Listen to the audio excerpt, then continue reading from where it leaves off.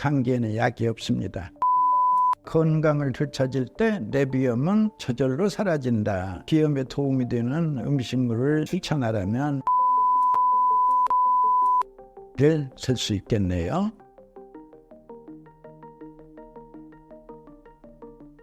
콧물, 기침, 가래, 열은 왜 생기는 걸까요? 제일 쉽게는 감기죠. 예, 감기가 찾아오면 이제 이 네 가지의 증상을 이제 보이게 되는데, 감기가 와서 이제 일주일 이내에 사라지면 생리적 현상이죠. 그냥 감기다, 병이 아니고. 그러나 이제 감기가 와서 열흘을 넘기게 되면 이제 감기에 뿌리가 내리고, 뿌리 내린 감기는 병으로, 질병으로 다스리는 거죠. 바로 병명은 비염이라 합니다.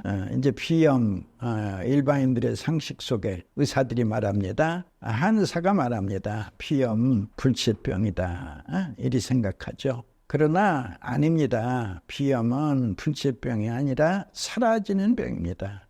어떤 경우에 바로 내 목을 지키는 내 편도가 건강을 되찾을 때 비염은 사라집니다. 불치병이 아닙니다. 이와 같이 호흡기의 병은 감기로부터 시작해서 기포만 갑니다. 감기가 비염이 되고, 비염이 이제 치료되지 않으면 또 뭐 독감이나 코로나 같은 걸 앓게 되면 그 다음부터는 이제 쌕쌕 소리가 따라 붙고, 그때는 이제 또 천식이라 부르지요. 비염, 천식 다 불치병으로 알고 있죠.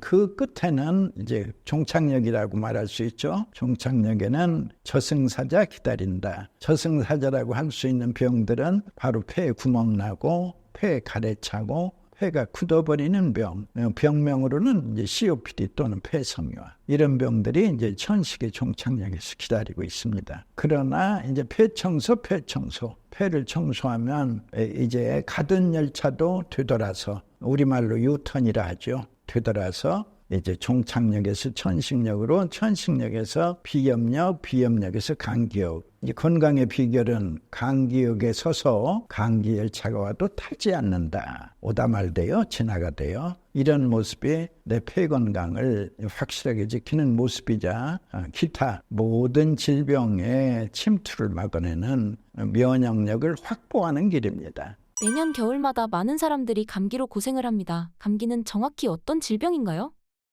감기의 원래 이름은 감한기입니다. 가운데 찰한 자, 찬 공기를 느끼다.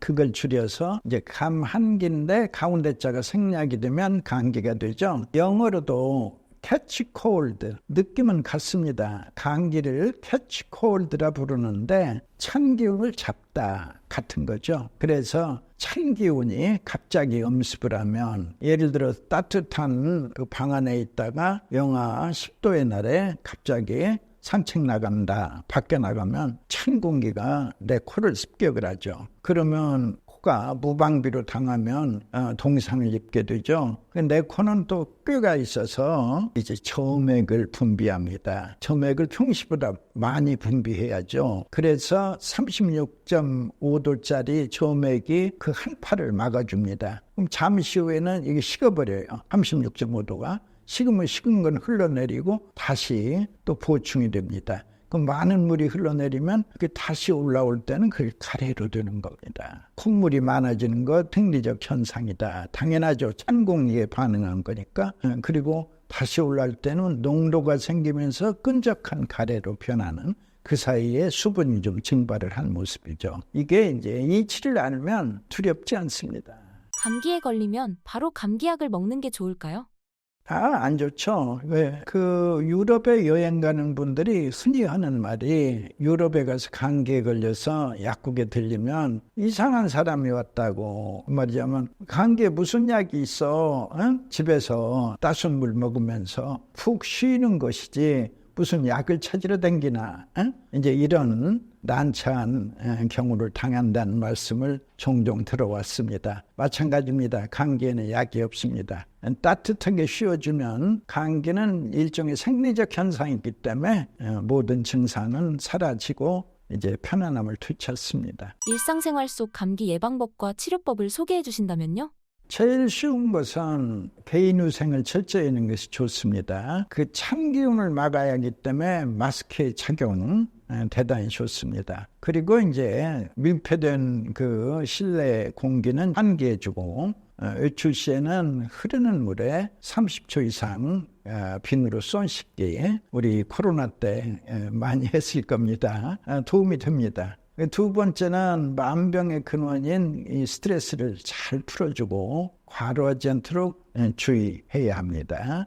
셋째는 소화의 부담이 적은 담백한 음식을 섭취하고 기관지 점막이 건조할 때는 바이러스가 쉽게 증식할 염려가 있으니까 충분한 수분을 섭취하고 또 영양 섭취 또한 중요합니다.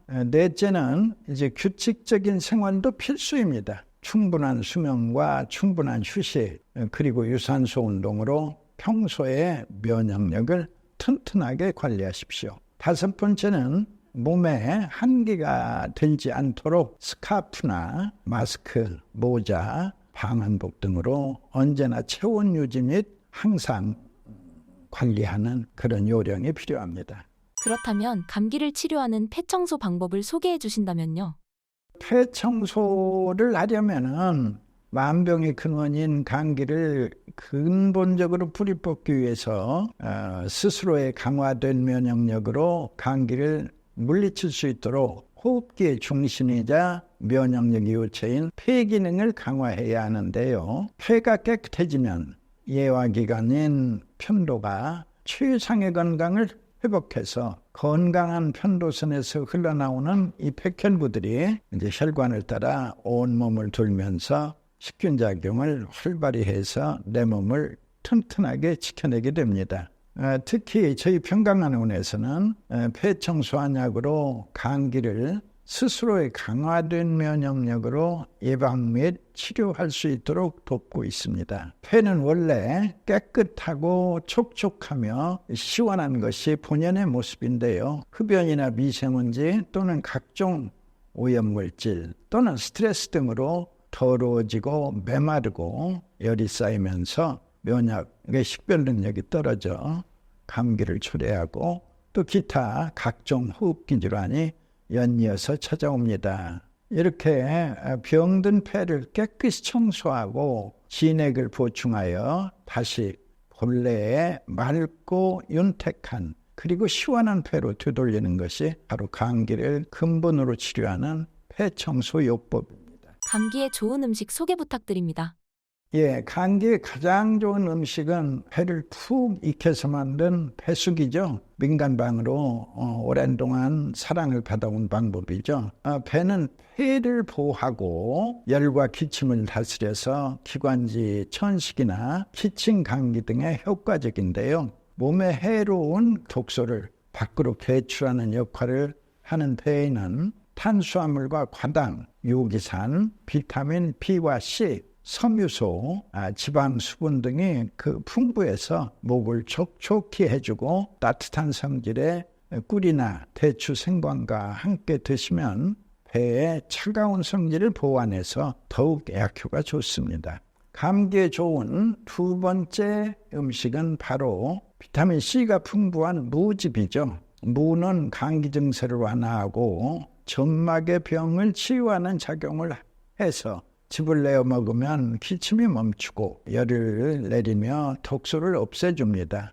또한 무에는 디아스타제 같은 전분 소화 효소와 또 단백질 분해 효소도 있고 소화를 돕고 오장육부에 이롭죠. 속을 따뜻하게 해주고 설사 또한 다스립니다. 감기에 좋은 세 번째 음식은 바로 무화과를 추천합니다. 무화과는 특히 기관지가 예민한 사람들에게 도움을 줄 수 있는데요. 환절기나 건조한 기후변화로 인해서 점액질이 부족해지면 기침이 쉽게 나올 수 있는데 무화과의 점액질 성분은 목을 촉촉하게 하여 마른 기침을 줄이는데 큰 도움을 줍니다. 또한 무화과에는 항염증 성분이 풍부해서 꾸준히 섭취하면 기침을 완화하고 호흡기 건강을 지키는 데 효과적입니다. 정말 많은 한국인들이 비염으로 고생을 합니다. 비염은 어떤 질병인가요?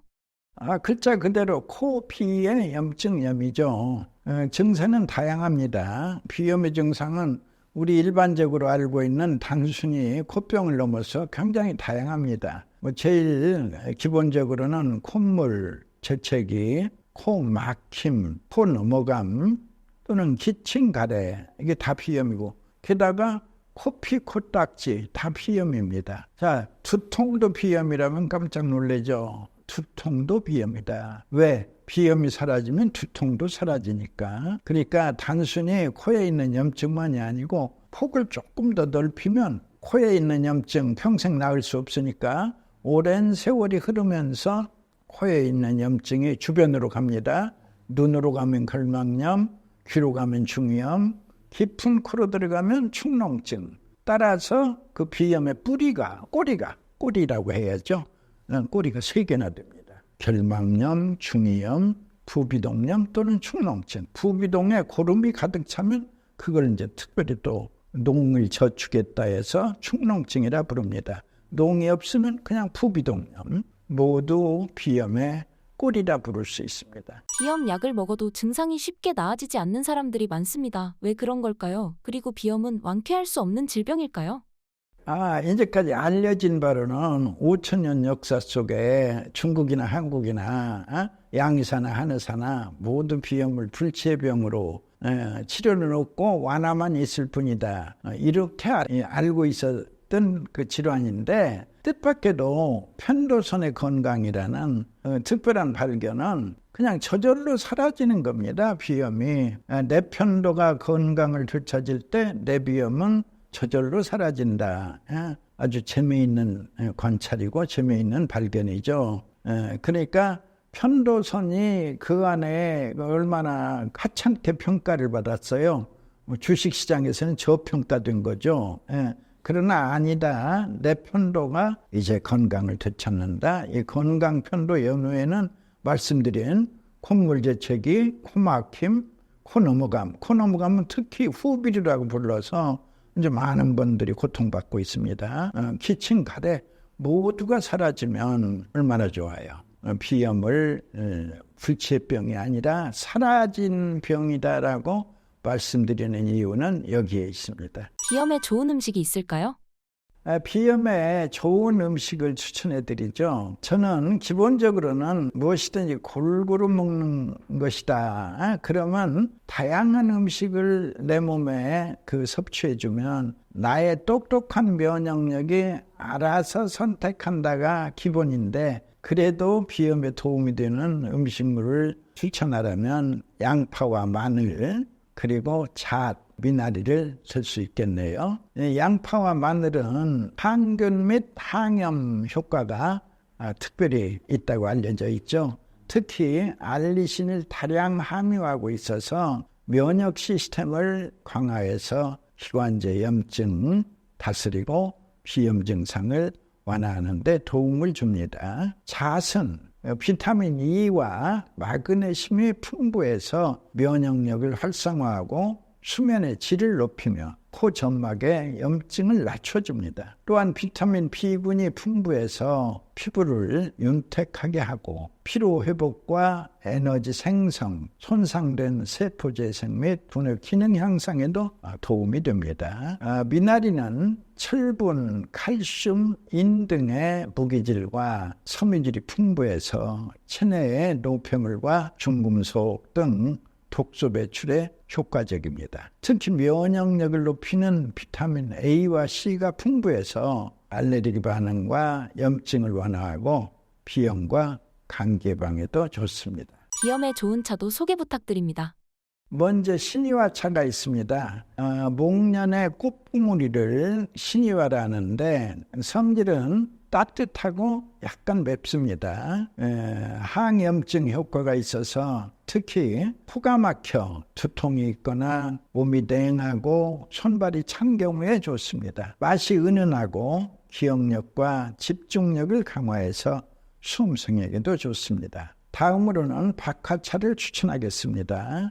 박하는 약간 냉한 성질이 있어요. 콧뿐만 아니라 머리와 온몸을 시원하게 만들어주는 약재입니다. 박하의 약효 성분은 주로 멘톨인데 폐의 기운이 잘 소통하도록 도와주고 머리와 눈을 맑게 해주며 목구멍을 시원하게 해줍니다. 당부 쪽으로 열이 오르기 쉬운 체질을 다스리고 목이 붓거나 코가 막혔을 때 특히 감기 초기에 약효가 뛰어납니다. 이 청량한 맛과 향은 스트레스를 완화시켜주고 이 뭉친 기운들을 풀어 두통과 구취해소에도 좋습니다. 유금피차도 비염에 좋은데요. 유금피란 느릅나무의 뿌리 껍질을 말합니다. 플라보노이드, 사포닌, 탄닌, 점액질 등의 성분이 함유되어 있어 비염이나 축농증 등 갖가지 코질환에 두루 쓰입니다. 코와 염증의 가래, 분비물 등을 없애주고 코점막이 건조해지지 않도록 도와줍니다.